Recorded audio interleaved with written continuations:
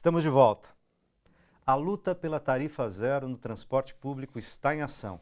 Esse é o assunto do Melhor e Mais Justo de hoje, entre outras coisas relacionadas ao transporte. Dessa conversa participam Lúcio Gregori, engenheiro, ex-secretário de Transporte da cidade de São Paulo, e Esther Solano, socióloga da Universidade Federal de São Paulo. O MPL, o Movimento Passe Livre, atua sempre nas ruas e fora da política institucionalizada. Não nega os partidos, mas faz uma política que chama de horizontal.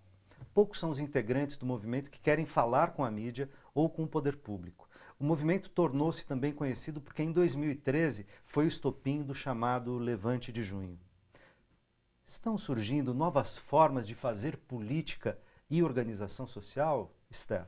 Estão surgindo. O MPL já não é mais um movimento só pela redução da tarifa, tarifa zero. Acho que o MPL é um símbolo dessa nova juventude que não quer mais se aderir a movimentos verticais, que tem uma liderança fixa, né, que você tem que ter um roteiro para atuar. Que respondem a uma burocracia efetivamente, política. Muito mais partidário também. Então, essa juventude não quer mais esse formato, quer um formato muito mais dinâmico, muito mais horizontal, muito mais livre. Quer participar de fato, uma juventude muito mais politizada também em termos de ser ator político. O problema, estamos comentando aqui, que o descolamento entre o poder institucional e essa juventude é cada vez maior, né? E um descolamento a nível mundial, internacional, né? Nós temos uma crise absoluta de representatividade.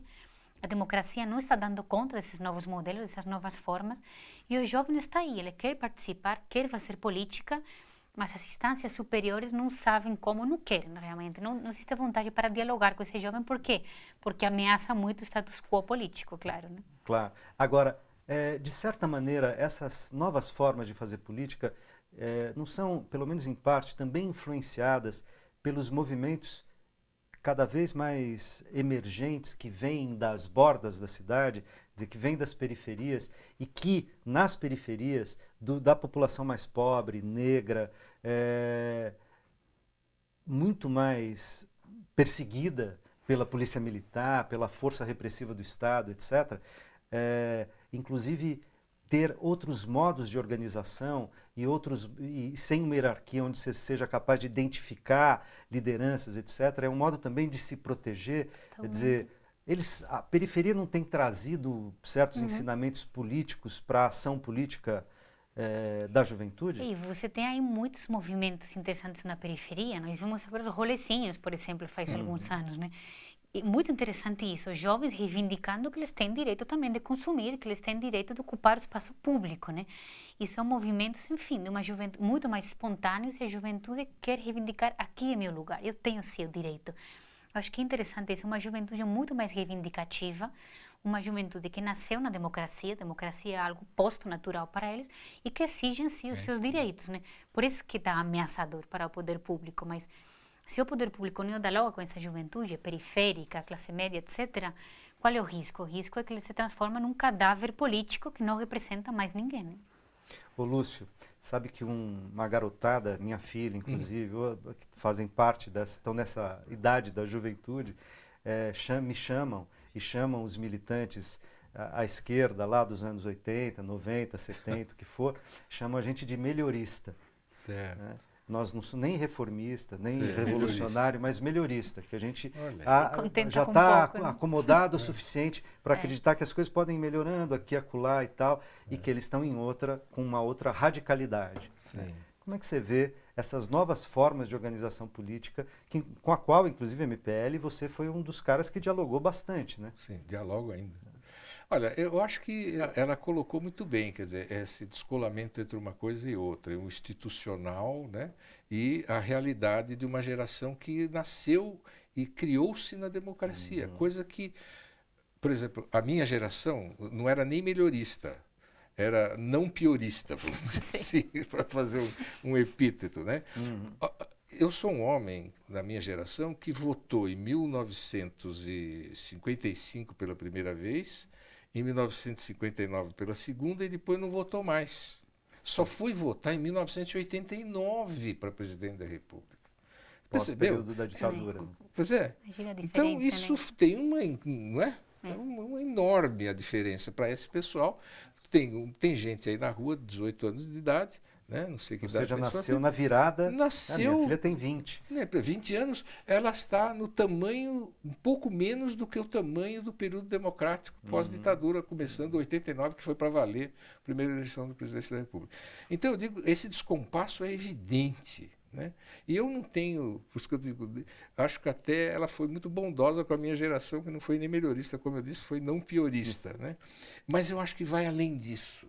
Né? A questão, afora a questão geracional, eu acho que existe, essa juventude está colocando em discussão um modo de produção tipicamente brasileiro, que é, né, vamos dizer, para dar um exemplo radicalizado, que é a meia-boquice permanente. O jeitinho. O jeitinho mal usado no lugar onde não tem que ser usado o jeitinho. Né? Eu chamo de meia-boquice. E eu vou dar até, ligando com a tarifa zero, até para provocar um pouco. Eu estava lendo atentamente sobre as questões para financiar o transporte coletivo. CID, não é? Está aí muito discutido. Uma proposta do Haddad, inclusive. Pois é, né? não importa. Eu não quero personalidade, fiquei com medo de personalidade, porque o prefeito Haddad, ele ora faz coisa boa e ora ele fala uma porção de bobagem, então fica complicado personalizar, enquanto que o governador Alckmin usa uma estratégia muito interessante, que é não falo nada nunca. Então, não se pode falar mal dele, porque ele não falou nada. Né? Mas eu diria o seguinte, a CID é uma solução ruim para financiar transporte coletivo. Explico por quê. A CID é uma regulamentação do artigo 149 da Constituição. Mas é o que se diz, não é imposto. É contribuição na intervenção de direito econômico, que é para você, usar uma palavra que se usa, operar na conjuntura. Por isso a CID tem um máximo e mínimo, que já está determinado por lei, e o governo federal pode, de vez em quando, dizer, está vendendo pouco carro, então zera aí a CID, como foi feito, para vender mais automóvel. Isso não é bom. Quer fazer uma política tributária, que eu acho bom para financiar transporte coletivo, vamos fazer uma política tributária sobre combustíveis. É diferente de CID. É política tributária de combustíveis. Existe, só para dar um exemplo, um estudo da Fundação João Pinheiro, de 2002, que tem uma proposta com começo, meio e fim sobre uma política tributária. Aí não é meia-boquice. Percebeu? Não estou com isso desqualificando a ideia de usar dinheiro de combustível para financiar transporte. Sim, mas você está falando que isso é uma saída provisória, um tapa-buraco. Exatamente, dar um jeito. Porque está complicado, e não é mexer na tem estrutura. encontro jeito. Mudar alguma coisa para não mudar a estrutura. Essa levada nessa toada é que a moçada não quer mais. No fundo. Então, quando eu falo isso para os jovens do MPL, eles entendem isso em 1 minuto. E aí vão bater duro, né? Porque para eles não tem mais sentido esse jeitinho inconsequente institucional. Se é que eu posso... Claro. Esther, e aí, como é essa... Para onde vamos com essas novas... com esses novos protagonismos políticos, né? Por uma parte, olha, eu acho excepcional essa nova juventude, que são muito novos, né? Você está tendo a ocupação das escolas com meninos de 14, 15 anos. Eu diria que a ocupação das escolas foi uma coisa genial, emocionante, de tão fantástico. Foi. Que exemplo de cidadania e de política. política, desses jovens, né? que você tem por um lado esses jovens que estão lutando por uma pauta absolutamente legítima, e por outro lado um governo do estado que envia a polícia para a rua, né? Para mim é absolutamente simbólico isso, muito metafórico no momento que estamos vivendo. Acho que se nós queremos sair um pouco desse impasse, para mim a única resposta é que o poder político tem que fazer uma autocrítica e tem que descer do gabinete para a rua. Isso é fundamental. Nós temos essa insistência de governar sempre da sala refrigerada, do gabinete, sem olhar para a rua, né? E isso aí tem que mudar porque não vale mais. Eu queria adendar uma coisinha para você, que é o seguinte, além dessa questão do institucional, a sociedade brasileira tem que mudar a cabeça da Casa Grande Senzala. Né? Totalmente. Não dá, no século XX... É absolutamente refém ainda desse pensamento. É absolutamente refém dessa coisa que se reproduz interminavelmente. Né? O exemplo radical disso é aquilo que você falou tudo. É a manifestação dos chamados coxinhas, né? Que vão tirar selfie com a PM, porque eles são da Casa Grande. É isso. E a PM é o, aspas, com todo o respeito, o jagunço da Casa Grande. Né? Isso é o Brasil do século XXI, não dá mais. Então tem uma fração enorme da juventude, né, da qual o MPL é uma parte, que está dizendo, chega, isso não dá mais. Teremos Chega. uma eleição municipal esse ano, daqui a pouco, Pois né? vamos ver. E com a novidade de não ter financiamento privado nos Pois termos é. em que estavam colocados antes. Que expectativa de vocês para o debate político nesse ano, tanto na pauta dos transportes, como em sentido geral, com uma campanha que será mais curta, espero eu, com menos poder econômico, tá certo? Porque acho que isso qualifica o debate político, se a gente tirar poder econômico, de marqueteiro, etc. Como é que vocês veem 2016 desse ponto de vista? Olha, eu sou otimista por natureza, viu? Acho que essa ideia de diminuir o poder econômico numa democracia é fundamental, porque senão a democracia acaba sendo simplesmente um instrumento do poder econômico, coisa que já é, mas se você tem ainda financiamento privado, muito mais ainda.